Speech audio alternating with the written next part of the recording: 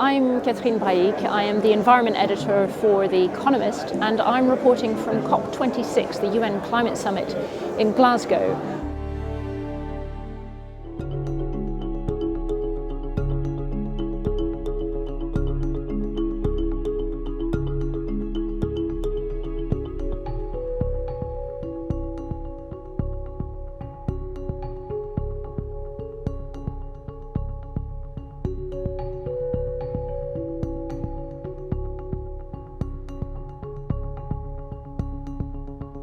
So I think the significance of what's happened here is that it's, in a sense, a creation of a Paris Plus agreement. There has been an acknowledgement that the Paris Agreement had some real shortcomings, and as it currently existed, was not going to achieve its goals.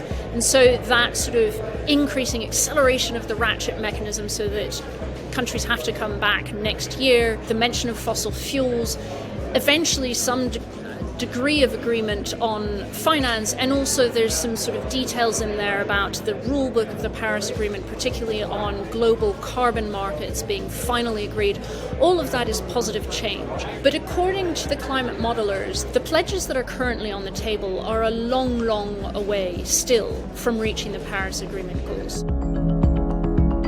Another noteworthy thing that we've seen here in Glasgow is a sort of joining of two tracks. The UN process, on the one hand, with its deliberations over the Paris Agreement, with a whole series of multilateral agreements, coalitions of the willing on various sectoral pledges. So we've had things on coal, we've had agreements on cash, finance, we've had agreements on methane emissions, we've had agreements on forests and cars.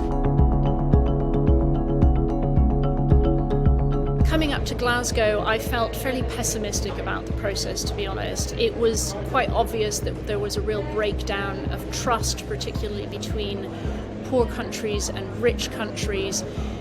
To some extent, that has been surmounted, but there are still some massive reservations. And the big picture here that you have to remember at all times is that the gap between where we are now, between the pathways for decarbonisation that countries have committed themselves to, and the pathway that science tells us is required if we are going to stick to the 1.5 degree target, which is vital for many countries, that gap is just enormous. The odds of the world stabilising at 1.5 and not overshooting that target are slim to none. But if you take the temperature in Glasgow right now, and I mean the mood, not the actual temperature, then delegates are definitely celebrating the fact that the one thing that they achieved, if they got anything out of COP26 at all, it was that they did keep the drive to 1.5 alive.